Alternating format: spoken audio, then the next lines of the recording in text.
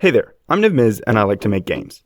I'm currently working on a short and cozy adventure game where you play as a lizard named Helio, who dreams of seeing a sunset. In the last devlog, I explained the process of creating the base for the game, the systems I put in place for player movement, making 3D models, and designing a small pocket of the game world. But it still felt like something was missing. I got a lot of feedback saying it was difficult to understand what the point of the game would be. I was really struggling with this, as I had no real direction for the game and was mostly just developing based on instinct. I decided it was finally time to organize my thoughts and ideas. My previous game didn't really have a story, and I always kind of regretted that because storytelling is part of what I love about game development.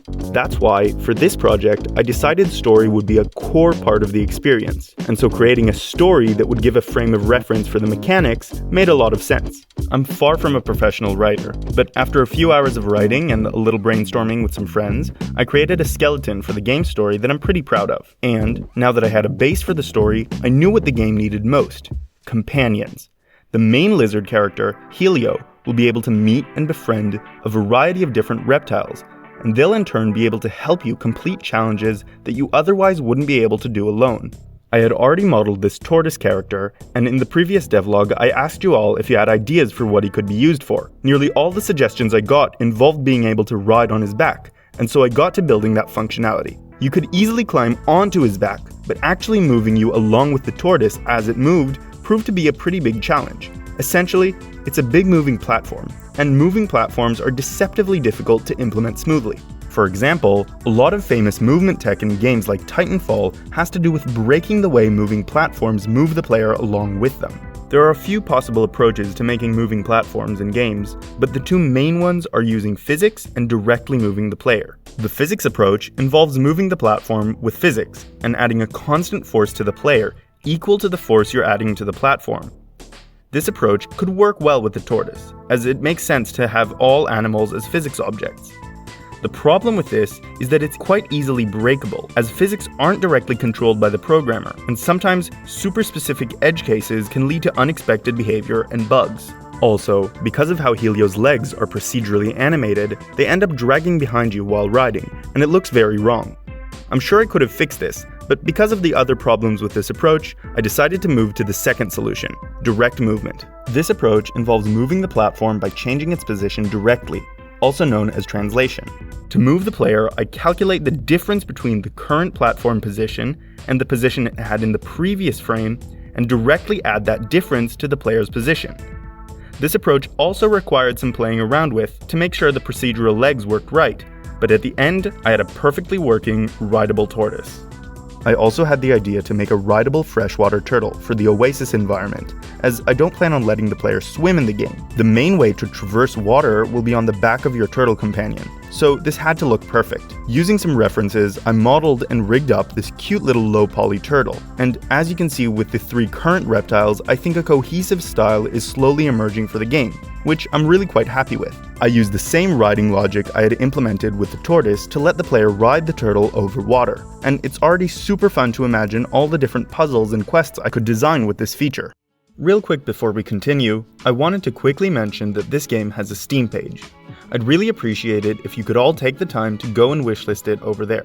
Wishlists are a super important factor in helping a game succeed on Steam, so if you'd like a free way to support this project, that's the way to go. Also, subscribe to this channel, because a super small percentage of people who view my videos are actually subscribed. Back to the video. Now that I finished the turtle and tortoise, I wanted to implement a reptile with a completely different movement style, a cobra. Now, modeling a cobra was really quite straightforward. It's a long cylinder. Also, the rigging process was super fun, just placing a bunch of bones in a straight line.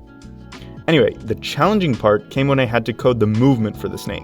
Since both Helio and the tortoise are procedurally animated, that is animated through code, I wanted to use a similar approach to animating the snake. Now, there's one massive function in math that everyone turns to when looking to make anything that looks like a wave: the sine function. If you don't know, the sine function is a function in trigonometry that when plotted on a plane creates a wave pattern. There are three adjustments that we can make to this wave: frequency, or how tightly packed the waves are; amplitude, or how high and low the peaks of the waves reach; and, most importantly in our case, phase. changing the phase of the wave makes it look like it's moving forwards or backwards through space, a movement that looks awfully similar to the slithering motion of a certain reptile. So I set off to make the snake follow a sine wave. My first thought was the obvious one. I had already set up the bones for the snake. Why not just set each of their end positions to a point on the wave? Well, as you can see, this approach has a fundamental problem. It doesn't respect the modeled lengths of each of the bones. As we move the bone ending further from its origin, we also end up creating a diagonal bone. The Pythagorean theorem shows us that this diagonal bone will necessarily be longer than the straight bone that we originally modeled, creating this strange-looking stretching. So while the snake does seem to be in a slithering position, we need to find an approach that keeps the bone lengths the same. This approach? Rotating. If we simply rotate each bone without directly editing the positions of the bone endings, the lengths will remain constant, and the snake won't distort like this. I won't bore you with all the math, but my solution essentially just finds a certain number of points on a sine wave, finds the angle we need to rotate each bone to approximate this wave, and then finally just slowly increases the phase of said wave to make the snake look like it's moving forward. We end up with this super satisfying looking slithering animation.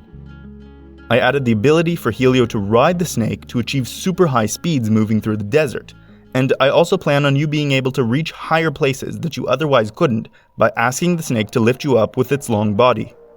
I'm really happy with how these companions are shaping up. They're far from fully polished and still need a lot of work for them to be perfect, but I think I've created a base for something really interesting here. I'm really glad I sat down and wrote the skeleton for the game, as it's really helped give structure to the development process. If you guys have any ideas for new features, new reptilian companions, names for the characters, or anything else, please feel free to leave them in the comments below. The game's quite early in its development process, so I'm super open to suggestions at the moment, and I'll make sure to read every single comment, plus try to respond to as many as I can. Thank you so much for watching. If you enjoyed, please consider liking the video and subscribing to the channel. I have so many new ideas for videos to make this year, in addition of course to this devlog series, which I'm super passionate about. So definitely stay tuned for that. Remember to wishlist the game on Steam, plus check out my Patreon if you want to get access to early builds. Till next time, see ya. And I want to give a massive thanks to Spygun21, my current patron.